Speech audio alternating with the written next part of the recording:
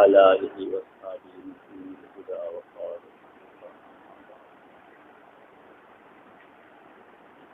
عن عبد الله بن أبي العاص رضي الله عنه قال رسول الله صلى الله عليه وسلم الراحمون يرحمهم الرحمن تبارك وتعالى ارحموا من في الأرض يرحمكم من في السماء رواه أبو داود. یہ روایت پہلے بھی میں نے آپ کو سنا دی اور سب کی ابتدا کی مناسبت سے اس کو یہاں ذکر کر دیا ہے. تو مسلسل بھی قبولیت کہتے ہیں. اس کا مطلب یہ ہے کہ ہر استاد نے اپنے اس علم کو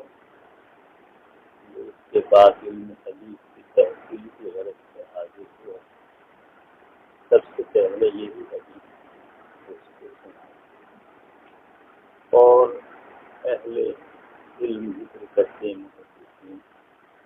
یہ تسلسل سفیان ابن عیینہ تک قائم ہے. اس سے اوپر یہ تسلسل سفیان ابن عیینہ سے یہ سلسلہ چلا ہے. اس حدیث کو سب سے پہلے ذکر کریں. میں نے اس حدیث کو اپنے شیخ اور استاد امیر المؤمنین مولانا محمد یونس صاحب رحمۃ اللہ علیہ کی سب سے پہلے سن 99 میں جب مظاہر علوم دورہ حدیث کو دوبارہ پڑھنے کے لیے حاصل ہوئے تھے اور ان کا سلسلہ پر تک انہوں نے حضرت شیخ مولانا محمد ظفریہ صاحب رحمۃ اللہ علیہ انہوں نے اپنے شیخ مولانا خلیل احمد صاحب رحمۃ اللہ علیہ سے اور انہوں نے اپنے استاد مولانا فضل طیب رحمۃ اللہ علیہ انہوں نے شاہد صاحب رحمۃ اللہ علیہ انہوں نے اپنے مولانا شاہ عبد العزیز صاحب رحمۃ اللہ علیہ سے اور انہوں نے اپنے والد شاہ رحمۃ اللہ علیہ سے اس روایت کی سب سے پہلے سنا. اور استاد صاحب کا سلسلہ الفضل المبین آپ کی رسالہ مصور صدا الى آخر کی موجود. میں یہ سوچ رہا تھا کہ ان محدثین نے سب سے پہلے اس روایت کو کیوں سنا ہے. بڑی اچھی روایت ہے کہ بلام الدین نے یاد سنا تھے اور حدیث جبریل سنا تھے جس میں پوری دین کا تذکرہ ہے یا جس میں نیت کا تذکرہ ہے جس میں محدثین اپنی کتابوں کا افتتاح کرتے ہیں. سب کچھ تھا. اسی روایت کو کیوں سنایا؟ سب سے پہلے خیال وہاں جب ہم اسکول گئے تھے حضرت خالد صاحب کے مدرسے میں وہاں ایسے خیال آیا تو وہ پڑھاتے تھے. تو اس کا جواب سمجھ میں آیا کہ رسول اکرم صلی اللہ علیہ وسلم نے طلبہ کرام کے لیے وصیت فرمائی تھی کہ دور دراز کے تحصیل علم کے لیے تمہارے پاس طلبہ آئیں گے ان کے لیے میری طرف سے خیر کی وصیت قبول کرو. ان کے ساتھ اچھا معاملہ کرنا. ممکن ہے محدثین کی نظر اس روایت کی طرف گئی ہو اور خود وہ اپنے آپ کو بھی تلقین کر رہے ہیں کہ من فی الارض سب سے پہلے تمہارے ذہن کے مستحق یہ طلبہ ہیں جن کے باب میں رسول اکرم صلی اللہ علیہ وسلم نے وصیت فرمائی. تو ممکن ہے واللہ اعلم بالصواب کہ محدثین نے اس کا التزام کیا ہو کہ سب سے پہلے اس روایت کو سنانے کا انتظام کیا. خود بھی اپنے آپ کو تلقین کر رہے ہیں اور ان طلبہ عزیز کو جو آئندہ چل کر علم حدیث پڑھائیں گے یا کوئی بھی علم پڑھائیں گے علم دین کے مدرس ہوں گے تو ان سے بھی تلقین ہے کہ تم لوگ ارحموا من فی الارض یرحمکم من فی السماء. کہ تم لوگ ان طلباء کے ساتھ رحم کا معاملہ کر لیں تاکہ اللہ کی تم پر واللہ مزید تفصیل کے ساتھ ذکر نہیں کرتے، چند منٹ کا مسئلہ ہے، اور مولانا فاروق صاحب نے بہت اصرار کیا، ورنہ میں اس کا قائل نہیں کہ کتابوں کا افتتاح کیا جائے باقاعدہ، لیکن خود میں نے اس کا انتخاب کیا تھا۔ جب مجھے کتاب ملی، میں نے رئیس الجامعہ رحمۃ اللہ علیہ کو دعوت دی تھی، انہوں نے آ کر کتاب کا افتتاح کرایا تھا۔ ہمارا در شیخ رحمۃ اللہ علیہ جس کا اہتمام کرتے تھے، ماں زکریا صاحب رحمۃ اللہ علیہ تشریف آتے تھے، رمضان کے بعد تک رہتے تھے، تو سب سے پہلا سبق جو ہے شیخ رحمۃ اللہ علیہ سے پڑھاتے تھے، چاہے صرف عبارت سے، اور یہ بھی ایک امتیاز ہم کو حاصل ہے کہ سب سے آخر دس شیخ رحمۃ اللہ علیہ نے بخاری شریف کا شروع کرا ہے، وہ ہماری جماعت کسی شیخ رحمۃ اللہ علیہ نے کسی جماعت کو موقع ہی نہیں ہوا ایسے بخاری شریف کا سبق نہیں سنا ہے۔ اس لیے بہت سے حضرات یہ سوال کرتے ہیں کہ آپ جو حدیث مسلسل بالاولیہ سناتے ہیں وہ حضرت شیخ سے آپ نے سنی ہے؟ میں نے کہا پھر مجھے یاد تو نہیں کہ میں نے سنی ہے، لیکن جیسے شیخ کا معمول تھا حضرت مولانا محمد یونس صاحب رحمۃ اللہ علیہ کا، ایسے مولانا زکریا صاحب رحمۃ اللہ علیہ کا بھی معمول تھا، جو مسلسل اولی سب سے پہلے سنا دیتے اور پھر کتاب کا افتتاح کرتے تھے۔ لہٰذا اس مجلس میں شرکت ہے جس میں شیخ نے افتتاح کرایا تھا، تو میں بھی ان لوگوں میں شامل ہو سکتا ہوں جس کی سند حضرت مولانا محمد زکریا صاحب رحمۃ اللہ علیہ سے ہے، واللہ اعلم۔ باقی ان کا معمول یہی کہ وہ مسلسل بالاولیہ پہلے کرتے تھے اور پھر کتاب کا افتتاح کرتے تھے۔ یہ بات ختم ہو گئی۔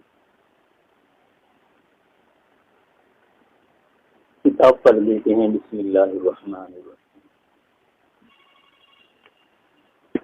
وبہ قال بسم اللہ الرحمن الرحیم۔ شیخ رحمۃ اللہ علیہ یہ بہی قال کا اہتمام پر اس کلام پر کرتے تھے جو امام بخاری رحمۃ اللہ علیہ سے منقول ہے، جیسے یہاں بسم اللہ بھی منقول من البخاری، بسم اللہ کہنے والے بخاری، لہٰذا بسم اللہ میں بھی آپ کی سند کا اتصال بخاری سے ہو، لہٰذا بہی قال بسم اللہ الرحمن الرحیم کہنا چاہیے۔ اور بابن کیف کان بدل الوحی جو ہے اس سے پہلے بھی کہتے تھے بہی قال بابن کیف کان بدل الوحی، ہر عنوان پر ہر ترجمے پر بہی قال کا اہتمام کراتے تھے تاکہ تراجم بھی سند متصل سے آپ کے بخاری تک پہنچ جائے اور آپ کو حاصل ہو جائے۔ اسی اتباع میں بھی کہتا ہوں بہی قال بسم اللہ الرحمن الرحیم وبہ قال بابن کیف کان بدل الوحی الی رسول اللہ صلی اللہ علیہ وسلم۔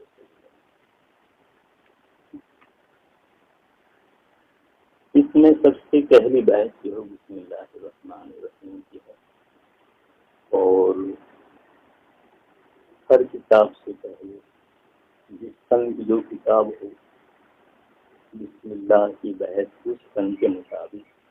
کی جاتی ہے، نہ وہ صرف کی ہو تو ترکیب، مادہ، اشتقاق اور دیگر فنون سے بہرحال یہ فن حدیث ہے، لہٰذا اس میں باعتبار حدیث کے بسم اللہ کی بحث شراح کرام یہاں کرتے ہیں۔ سوال یہ ہو رہا ہے کہ امام بخاری رحمۃ اللہ علیہ نے کتاب کا ابتدا بسم اللہ سے کیا اور اس میں حمدللہ کا تذکرہ نہیں، مختصر ہے، حالانکہ دیگر کتب حدیث یا دیگر کتابیں جتنی ہیں اس میں بسم اللہ الرحمن الرحیم الحمدللہ نحمدہ ونستعینہ ونستغفرہ، جیسے مشکوٰۃ شریف آپ نے پڑھی تو اس میں بسملہ بھی ہے،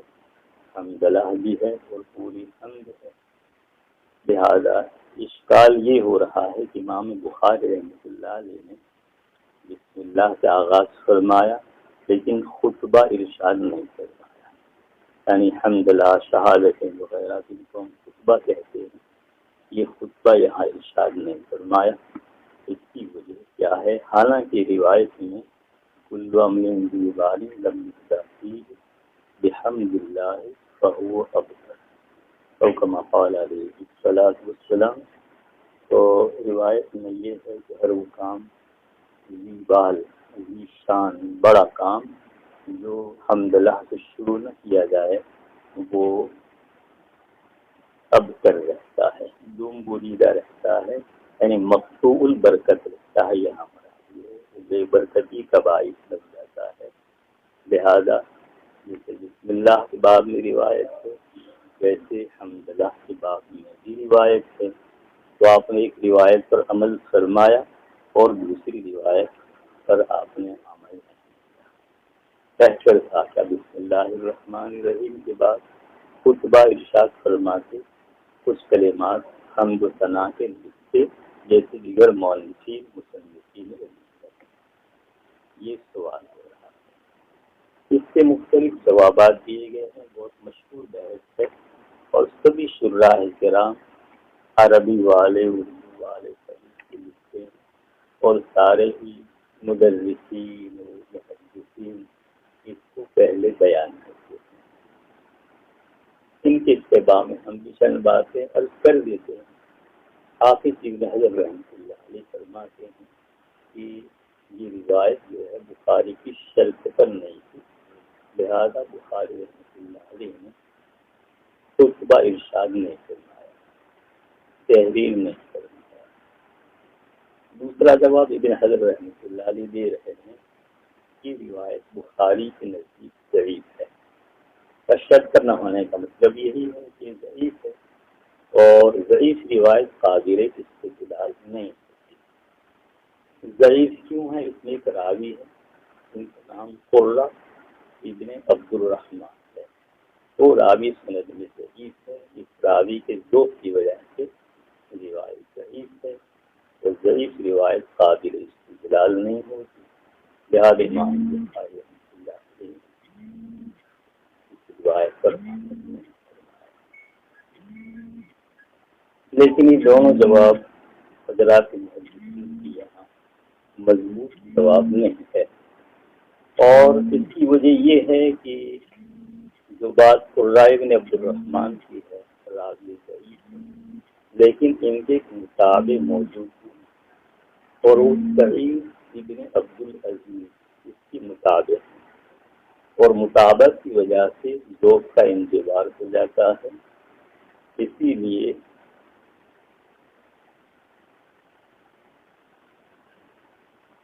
علامہ تاج الدین سبکی رحمۃ اللہ علیہ نے طبقات الشافعیہ جیسا کہ نقل کیا ہے، ہم نے نہیں دیکھی طبقات الشافعیہ لیکن نقل سے نقل کر رہے ہیں۔ طبقات الشافعیہ میں انہوں نے اس روایت کو درجہ حسن حدیث حسن قرار دیا ہے، اور حدیث حسن قابل استدلال ہے۔ لہذا ابن حجر رحمۃ اللہ علیہ کا یہ کہنا کہ روایت قابل استدلال نہیں، اس کے ذوق کی وجہ سے، یہ بہرحال درست نہیں ہے، یا بخاری کی شرط پر نہیں ہے، یہ بھی درست نہیں ہے، اس لیے کہ بخاری کی شرط پر اس روایت کا ہونا ضروری ہے جہاں استنباط احکام کا مسئلہ درپیش ہے۔ افتتاح کرنا کوئی حکم نہیں ہے، یہ تو فضیلت کی چیز ہے، اور باب فضائل میں ضعیف روایات قابل استدلال ہیں، جبکہ حسن کے درجے کی ہو تو پھر تو احکام میں بھی چلتی ہے، تو فضائل میں کیوں نہیں چلے گی؟ اس لیے یہ کہنا کہ یہ روایت جو ہے قابل استدلال نہیں، یہ درست نہیں ہے۔ استدلال احکام میں تو برائے احکام سے روایت نہیں چلے گی، لیکن باب فضائل میں ایسی روایات سے کام لیا جا سکتا ہے، فضائل کا اثبات ہو سکتا ہے۔ نیز حضرات اساتذہ کہتے ہیں، امام بخاری رحمۃ اللہ علیہ نے کتاب کو ترتیب دینے میں جن امور کا التزام کیا ہے اس پر کوئی روایت نہیں۔ ہر حدیث سے پہلے غسل کرنا، 2 رکعت نماز پڑھنا اور استخارہ کرنا، یہ کس روایت سے ثابت ہے؟ تو کہیں بھی ثابت نہیں۔ محض اپنی کتاب مقبول عند اللہ ہو، قبولیت عند اللہ کی غرض سے آپ نے ان امور کا التزام کیا ہے تو اس سے بڑھ کر تو التزام اس کا کرنا چاہیے، بسم اللہ الحمدللہ کا اور ہونا چاہیے تھا۔ اس لیے یہ جواب جو ہے زیادہ مضبوط جواب نہیں ہے۔ تیسرا جواب حافظ ابن حجر رحمۃ اللہ نے یہ دیا ہے کہ کتابت ضروری نہیں، زبان سے حمدللہ کے کلمات کہہ دیے جائیں تو بھی کافی ہے۔ میں حمدللہ کے کلمات زبان سے کہہ دیتے ہیں، تو اگر حمدللہ کے کلمات زبان سے کہہ دیے جائیں تو اس میں کوئی حرج نہیں ہے۔ اور استدلال کیا ہے، یا وہ لوگ بھی اس جواب پر کوئی نکیر نہیں کرتے، انہوں نے اس پر اطمینان کا اظہار کیا ہے امام احمد بن حنبل رحمۃ اللہ علیہ کے عمل سے۔ کہ امام احمد بن حنبل رحمۃ اللہ علیہ جب احادیث کو لکھتے تھے تو درود پاک لکھنے کا اہتمام نہیں کرتے تھے، مستعارات فی کتابت کی غرض سے، اس لیے کہ لکھنا بہت جلدی استاد بولتا ہے، آدمی لکھتا ہے۔ اب ہر جگہ صلی اللہ علیہ وسلم پورا لکھنے گئے تو بہت دیر ہو جائے گی، بہت سا حصہ چھوٹ جائے گا۔ آپ کا سوال لکھ دے تو سوال لکھنے کی اجازت نہیں۔ قاری صاحب رحمۃ اللہ علیہ نے اپنی کتاب میں یہ نقل کیا ہے کہ جس شخص نے پہلے سواد کو ایجاد کیا یا سلام کو ایجاد کیا تو کہاں شل ہو گیا۔ قاری صاحب کی کتاب میں موجود ہے۔ اس لیے درود لکھنا ہو تو مکمل لکھنا چاہیے، یا پھر صلی اللہ علیہ وسلم مکمل کہنے کا التزام آدمی کو کر لینا چاہیے، جیسے امام احمد بن حنبل رحمۃ اللہ علیہ فرماتے تھے۔ لیکن واللہ تعالی عالم بالصواب، ہمیں اس جواب کو زیادہ ایسے اترتا نہیں ہے اندر، دل اس سے کچھ جبا کرتا ہے، اور وجہ اس کی یہ ہے کہ وہاں تو مستعارات فی کتابت کا مسئلہ تھا، اور بار بار ایک مجلس میں 100-200 مرتبہ لکھنا پڑتا تھا، اور حمدللہ پہ ایک ہی مرتبہ لکھنا ہے اطمینان سے، بسم اللہ الرحمن الرحیم اور الحمدللہ، اس میں تو مستعارات فی کتابت کا کوئی سوال نہیں ہے۔ اس لیے جواب بھی بہت عمدہ جواب نہیں ہے، واللہ عالم۔ یہ بات لکھی نہیں، لیکن ایک بات کا حل ہے، صحیح ہے تو ٹھیک ہے، نہیں تو نہیں۔ ایک جواب بھی دیا گیا ہے کہ امام بخاری رحمۃ اللہ علیہ نے اس میں کتاب اللہ کا اتباع کیا ہے، اور کتاب اللہ کا افتتاح بھی بسم اللہ الرحمن الرحیم اقرأ باسم ربک الذی خلق، یعنی اول وحی کا اتباع کیا ہے۔ بالکل ابتدا میں تو حمدللہ الحمدللہ، اس لیے ابتدائی وحی کا نزول جو ہوا تھا وہ اقرأ باسم ربک سے ہوا تھا، اور وہاں ہے بسم اللہ الرحمن الرحیم اقرأ باسم ربک الذی خلق، تو آپ نے اس کا گویا اتباع کیا ہے اور بسم اللہ پر اتفاق کیا، اور کتاب کی آپ نے ابتدا فرمائی۔ بعض کہتے ہیں کہ امام بخاری رحمۃ اللہ علیہ نے اپنے اس کام کو ذی بال سمجھا ہی، تواضعاً ذی بال نہیں سمجھا، لیکن یہ جواب بھی مخدوش ہے، اس لیے کہ روایت تو بسم اللہ کی ہے، بسم اللہ کی روایت بھی ہے، بسم اللہ الرحمن الرحیم، کا بھی تذکرہ ہے، تو پھر بسم اللہ بھی نہیں لکھنی چاہیے، لیکن بسم اللہ تو لکھی ہے۔ اس لیے یہ کہنا کہ توازن آپ نے حمدللہ کو ذکر نہیں کیا، کہ آپ نے اپنے عمل کو بال سمجھا نہ سمجھا ہوگا، یہ نہیں کہ سمجھا ہے اور لکھا ہے بسم اللہ، یہ نہیں کہتے، نہیں سمجھا ہوگا، لیکن یہ جواب یہاں حمدللہ کی ذکر نہ کرنے کے واسطے کافی نہیں ہے، یہ کہنا چاہتے ہیں۔ تو ایک جواب بعض حضرات نے یہ بھی دیا ہے۔ اور علامہ دمیاطی کے حوالے سے نقل کیا شیخ رحمۃ اللہ علیہ نے، اور وہ شافعی اصولی علامہ دمیاطی رحمۃ اللہ علیہ، وہ کہتے ہیں کہ بخاری نے بسم اللہ الرحمن الرحیم میں اللہ کے نام سے ابتدا جہاں کہ حمدللہ بھی ہو گیا ہے، اس لیے کہ بخاری کی یہاں تو خفیات ہی چلتے ہیں اور بہت اچھا استدلال ہوا کرتا ہے، یاد حمدللہ کی روایت اور عمل ہو گیا، اس لیے کہ بسم اللہ میں ابتدا بسم اللہ ہو گیا، اور الرحمن الرحیم دو صفات کمال اللہ پاک کی ذکر فرما دی، تو حمد بھی ہو گئے، لہذا بسم اللہ الرحمن الرحیم میں دونوں ہو گئے. اللہ یہ ایک جواب سے بہرحال، اور اس لیے حمدللہ کے ذکر کی ضرورت محسوس نہیں ہوئی، بسم اللہ میں دونوں ہی شامل ہو گئے. ایک جواب یہ دیا گیا ہے. اور حضرت مولانا محمد زکریا صاحب رحمۃ اللہ علیہ کے حوالے سے ایک جواب منقول ہے. ہمارے شیخ کے بعد والے جتنے مدرسین ہیں سبھی اپنی تقریر میں اس جواب کو نقل کرتے ہیں. حضرت شیخ فرماتے ہیں کہ 1384 ہجری میں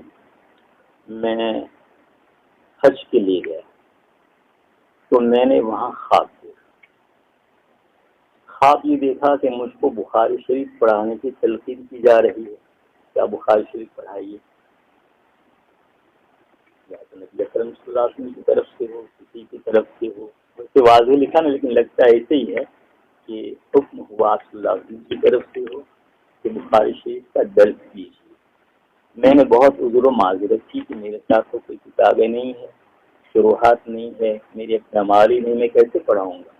کیسے پڑھانا بہت مشکل ہے. بہرحال تو امام بخاری رحمۃ اللہ علیہ میرے پہلو میں بیٹھے ہوئے تھے. انہوں نے کہا کہ تم شروع تو کر دو، میں بیٹھا ہوں اور میں تمہاری مدد کروں گا ضرورت پڑنے پر. چنانچہ میں نے ابتدا کیا بسم اللہ الرحمن الرحیم، اور یہی مسئلہ زیر بحث تھا کہ بخاری رحمۃ اللہ علیہ نے بسم اللہ سے ابتدا کیا اور حمدللہ کو ذکر نہیں کیا، حالانکہ دونوں روایات موجود ہیں. اور میں اپنی تقریر کر رہا تھا، جو بھی تقریر ابھی تک وجوہات ساری بیان کی گئی وہ بیان کرنے لگا کہ امام بخاری رحمۃ اللہ علیہ نے مجھ سے کہا کہ اصل میں میری یہ کتاب اعمالی کی شکل میں لکھی گئی ہے، یعنی اجزاء کی شکل میں. کتاب بدیع الوحی ایک لکھ دی، پھر کتاب الوضو دوسری ایک کاپی لکھ دی، پھر کتاب الطہارت، اذان وغیرہ، یہ الگ الگ اعمالی کی شکل میں یہ کتاب لکھی گئی ہے. اس کی حیثیت باقاعدہ کتاب کی ہے جو حمدللہ سے ابتدا کی جائے، اور ہر کاپی پر بسم اللہ کہنے کی. یہ امام بخاری رحمۃ اللہ علیہ نے خود مجھ کو یہ جواب دیا. اور ہمارے حضرت شیخ رحمۃ اللہ علیہ فرماتے ہیں کہ آخر حضرت شیخ رحمۃ اللہ علیہ امام محمد زکریا صاحب رحمۃ اللہ علیہ اسی جواب کو زیادہ ترجیح دیتے تھے اور اسی کو زیادہ وثوق کے ساتھ نقل کرتے تھے. لیکن حضرت شیخ فرماتے ہیں کہ مجھے اس پر اشکال کون سی چیز اشکال سے خالی نہیں ہے. اشکال یہ ہے کہ خود حضرت شیخ فرماتے ہیں آپ کی اپنی تحقیق کے مطابق امام بخاری رحمۃ اللہ علیہ نے اس کتاب کو 233 ہجری میں لکھ کر مکمل کیا. یہ اندازہ ہے، اس لیے کہ جن 3 اساتذہ کو آپ نے اپنی کتاب دکھائی ان میں سے سب سے پہلے جن کا انتقال وہ 233، تو 233 میں آپ اس کتاب کے لکھنے سے فارغ ہو گئے ہوں گے. یہ حضرت شیخ فرماتے ہیں. اور 256 میں آپ کا مثال نہیں وفات یہ بھی شیخ رحمۃ اللہ علیہ کے مثال کا لفظ نہیں کہنا چاہیے، اس لیے کہ یہ ان لوگوں کا مسلک ہے جو سمجھتے ہیں کہ ارواح جو بڑے لوگوں کی ہے وہ روح خداوندی سے صرف وہ جوائنٹ ہو جاتی ہے، مل جاتی ہے، روح سے مل جاتی ہے. تو یہ ایک غلط عقیدے کی ترجمانی کرتا ہے، لہذا وصال نہیں کہتے بلکہ وفات کہتے ہیں، انتقال کہتے ہیں. یہ زیادہ بہتر ہے. تو وفات و انتقال جیسے امام بخاری رحمۃ اللہ علیہ کا سن 256 میں ہوا ہے. اس طرح کل مدت 33 سے 56 تک 33 جو ہے وہ 66 ہوتے ہیں، تو اس میں سے 10 نکال دو. 23 سال کی مدت امام بخاری رحمۃ اللہ علیہ نے اس کتاب کو پڑھایا ہے. جیسے ربیع کا بیان ہے اور اس میں 90,000 تلامذہ نے آپ کو بخاری شریف پڑھی، 90,000 تلامذہ. تو 23 سال کی مدت میں جب آپ نے کتاب کو جوائن کر لیا تو 23 سال کا عرصہ ملا. اس لیے کہنا کہ بخاری کو پھر وقت نہیں ملا ان عمالی کے جوائنٹ کرنے کے بعد، یہ بات ہے. اس لیے عمالی کے شکل میں تو تھی لیکن پھر جوائن تو کر لیا نہیں کر لیا مکمل کتاب، اور پھر آپ نے اس کا درس دیا ہے، تو 2 کلمات جو ہے حمدللہ کے لکھنے کا کیا مشکل ہے، اس میں کیا دیر لگ جاتی تھی، اس لیے شیخ رحمۃ اللہ علیہ کہ یہ جواب جو ہے زیادہ بالکل لگتا نہیں ہے۔ یہ اپنے شیخ کی بات کر رہا ہوں، ہماری بات ہم کہاں اور ہم کیا کہہ سکتے ہیں، ہم نہیں کہہ سکتے۔ اور ایک جواب جو ہے وہ علامہ زرقانی رحمۃ اللہ علیہ نے شرح موطا میں ذکر کیا ہے، اور ہمیں تو سب سے بڑھیا جواب نظر آتا ہے، اور لوگوں نے بھی اس کو پسند کیا ہے۔ وہ جواب یہ ہے کہ اصل میں رسول اکرم صلی اللہ علیہ وسلم سے 2 طرح کی چیزیں منقول ہے، ایک چیز جو ہے وہ بشکل مکتوب، اور ایک خطبات آپ کی۔ مکتوب یعنی آپ نے خطوط لکھے تھے، جیسے ہرقل کے نام خط لکھا، پڑھیں گی خدائے پہلے ہی باب میں محمد رسول اللہ صلی اللہ علیہ وسلم رسول عظیم الروم، تو یہاں بسم اللہ الرحمن الرحیم من محمد رسول اللہ الہ ہرقل عظیم الروم، حمدللہ کا تذکرہ۔ اور اس کے برخلاف جہاں آپ کے خطابات ہیں، خطبات ہیں، تو وہاں ہے نحمدہ ونستعینہ ونستغفرہ ونؤمن بہ،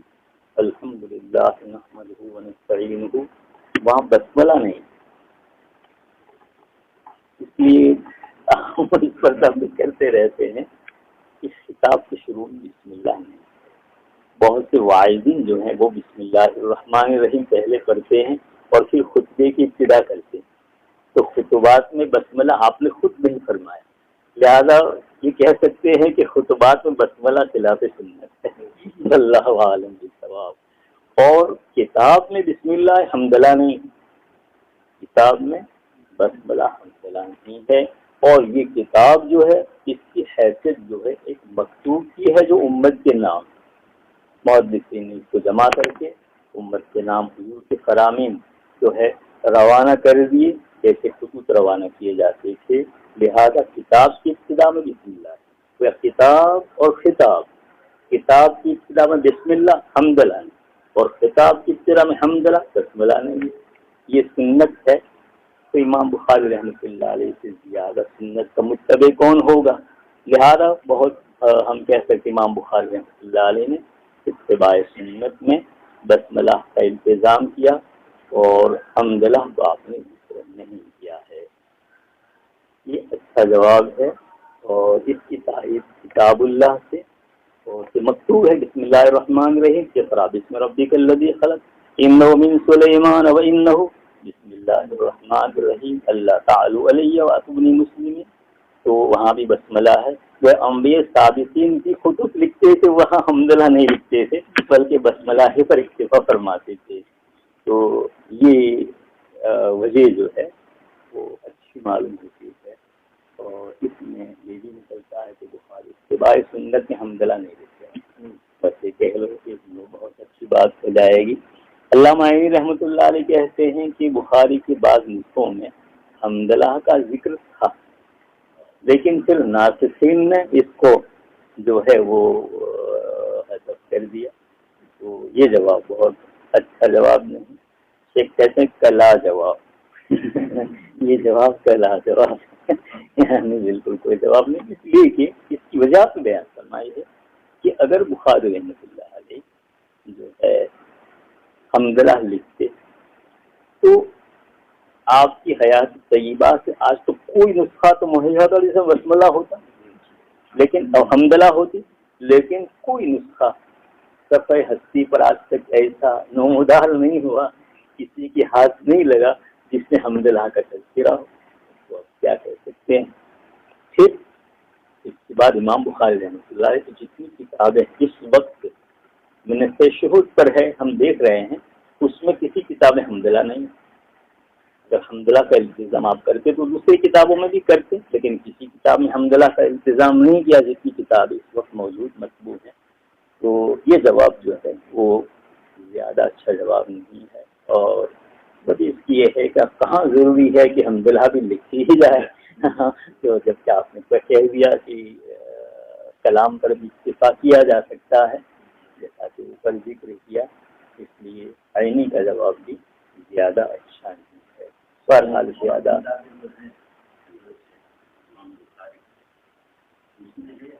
نہیں ہے، نہیں ہے یہ سب کتاب افعال خلق العباد جیسے خلق و افعال العباد وغیرہ جو کتابیں آپ کی بر الوالدین ہے اور اس طرح کی کتابیں رسائل جو چھپے ہیں، حضرت شیخ فرماتے ہیں کہ اس میں بسملہ نہیں ہے اور اس میں حمدلہ نہیں ہے، تو جب حمدلہ نہیں ہے وہاں تو انتظام آپ نے کیا ہی نہیں ہوا حمدلہ کا۔ پھر حضرت شیخ رحمۃ اللہ علیہ فرماتے ہیں کہ اصل میں امام بخاری رحمۃ اللہ علیہ نے حمدلہ نہ لکھنے میں اپنے اساتذہ کے اساتذہ اور اپنے اساتذہ اور اپنے معاصرین کا اتباع کیا ہے، اس لیے کہ آپ کی اساتذہ الاساتذہ امام مالک اور امام عبدالرزاق جن کی مصنف ہے، اس میں حمدلہ نہیں، یہ استاد اور آپ کے اساتذہ حمیدی، ابو بکر بن شیبہ وغیرہ ہیں، ان کی کتابوں میں بھی جو ہے وہ حمدلہ نہیں، اور آپ کی معاصر ابو داؤد رحمۃ اللہ علیہ وہاں بھی حمدلہ نہیں، اب جو ہے وہ آپ کے اوپر والے لوگ بھی، آپ کے اساتذہ بھی اور آپ کے معاصرین کی کتابوں میں بھی حمدلہ نہیں ہے،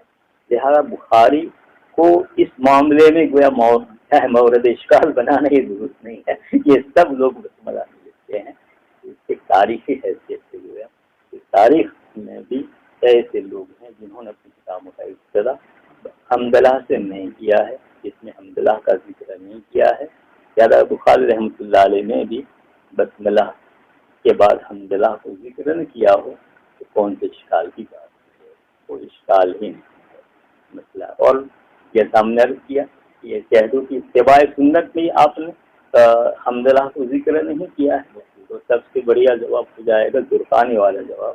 جو شرح موطا میں زرقانی نے دیا ہے، وہ اچھا جواب واللہ تعالی عالم بالصواب۔ یہ مسئلہ ہو گیا بسم اللہ الرحمن الرحیم۔ اس کے بعد کتاب بدء الوحی مولانا کے حوالے کر دیں، یہاں سے بدء الوحی سے آخری ابتدا فرمائے تو بہتر رہے گا، ایک ابتدا میں نے کر دی دوسری ابتدا آپ کر دیجیے تو بہتر رہے گا، کافی ہے یا ہو گیا بھی ہو جائے گا۔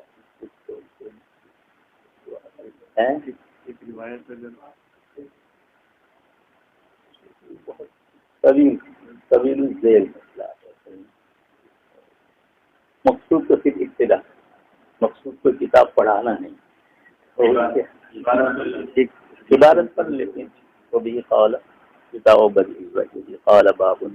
کیف کان بدء الوحی الی رسول اللہ صلی اللہ علیہ وسلم کیف کان کیف وقول الله عز وجل وقول الله عز وجل إنا أوحينا إليك كما أوحينا إلى نوح من نبي من بعده وبه قال حدثنا الحميدي قال حدثنا سفيان قال حدثنا يحيى بن سعيد الأنصاري قال أخبرني محمد إبراهيم التيمي أنه سمع علقمة بن وقاص الليثي يقول سمعت عمر بن الخطاب رضي الله عنه على المنبر يقول سمعت رسول الله سمعت رسول الله صلى الله عليه وسلم يقول انما الاعمال بالنيات وانما لامرئ ما نوى فمن كانت هجرته الى الله الى دنيا يصيبها او امرأة ينكحها فهجرته الى ما هاجر اليه۔ بین القوسین جو کلمات ہیں وہ نسخ کا اختلاف ہے، اصل میں نسخ کا اختلاف وہ کھانا بنانا چاہیے تھا لیکن چیزیں بہت زیادہ لی اس لیے وہ نہیں لیا ہے، اور بین القوسین اس کو ذکر کر دیا ہے، اور اس روایت میں پہلا جز نہیں جس کی مستقل وجوہات آپ سنیں گے مولانا سے،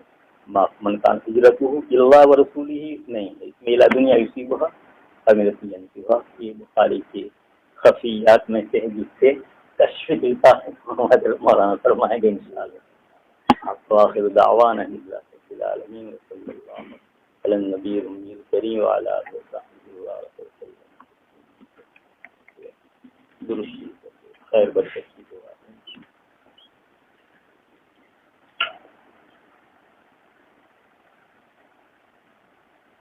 الحمد للہ رب العالمین والصلاة والسلام علی سیدنا مولانا محمد وعلی آلہ اللهم اغفر لنا ولوالدينا ولأحبابنا ولمن حق علينا ولمن أوصانا ولجميع المسلمين والمسلمات والمسلمين والمسلمات الأحياء منهم والأموات إنك سميع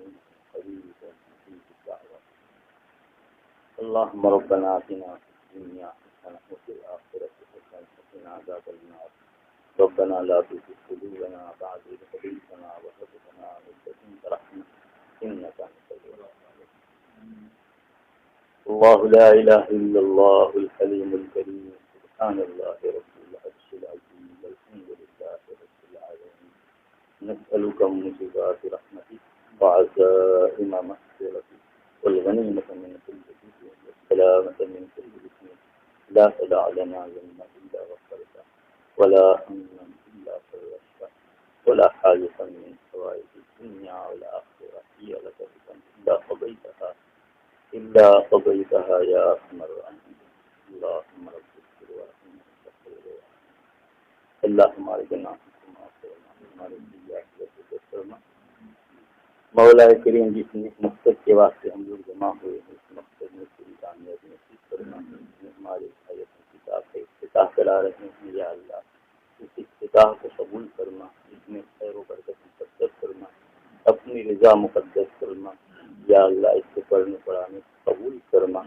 ہمارے حضرت مولانا کے معامل میں خوب برکت نصیب فرما یا اللہ قبولیت سے مقبولیت سے اپنے یہاں اور یا اللہ ان کے علم و عرفان میں خوب اس کو عام و تام فرما یا اللہ ان کی آمد و رفت کو قبول فرما یا اللہ آسان فرما یا اللہ اس سلسلے کو جاری و ساری یا اللہ سادن حیات فرما ہم جو لوگ کا کام کر رہے ہیں سب کو قبول فرما یا اللہ ہمارا بھی افتتاح سال ہے یا اللہ تو اس میں خیر و برکت مقدس فرما سب کو صحت و عافیت نصیب فرما حیات میں سب کی برکت نصیب فرما عافیت کے ساتھ برکت نصیب فرما یہ بہت مبارک سلسلہ ہے مولا کریم تو نے اپنے فضل و کرم سے ہم کو عنایت فرمایا ہے ہرگز ہم اس کے اہل نہیں ہیں ہماری اپنی نااہلی کی وجہ سے اس سلسلے سے ہم کو محروم نہ فرما یا اللہ محروم نہ فرما ہمارے بچوں کے پڑھنے پڑھانے کو قبول فرما یہ بچے جو جمع ہوئے ہیں جو بچے یہاں آن لائن سن رہے ہیں یا اللہ سب کے واسطے تو خیر مقدس فرما سب کو علم نافع نصیب فرما یا اللہ سب کو علم نافع نصیب فرما یا اللہ امت مسلمہ پر رحم فرما امت کے حالات پر رحم فرما امت کی پریشانیوں کو دور فرما یا اللہ اعدائے دین نے امت کو شکار زندگی سے جوڑ دیا ہے اور ہر طرف ذلت و رسوائی کی خبریں سن رہے ہیں مولا کریم اسلام کا بول بالا فرما شکر کا مطالعہ فرما اولا کریم ہمارے ملک میں امن و عافیت مقدر فرما یا اللہ جو ان کی پلاننگ ہے اہل ایمان کے خلاف یا اللہ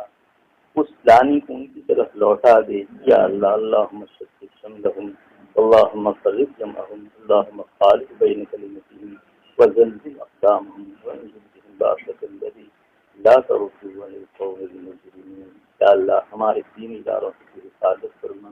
یا اللہ کی حفاظت فرما یا اللہ اسباب مہیا فرما جو طلبہ کرام طلبہ عزیز اس چہار دیواری میں آ کر علم و فضل کی دولت حاصل کریں اس سے تو اسباب مہیا فرما مولا کریم ہر مکروہ سے حفاظت فرما اور ہر خیر کو مقدس فرما یا اللہ ہماری مساجد کی خانقاہوں کی دینی مراکز تبلیغیاتی اور اس میں کام کرنے والے افراد کی حفاظت فرما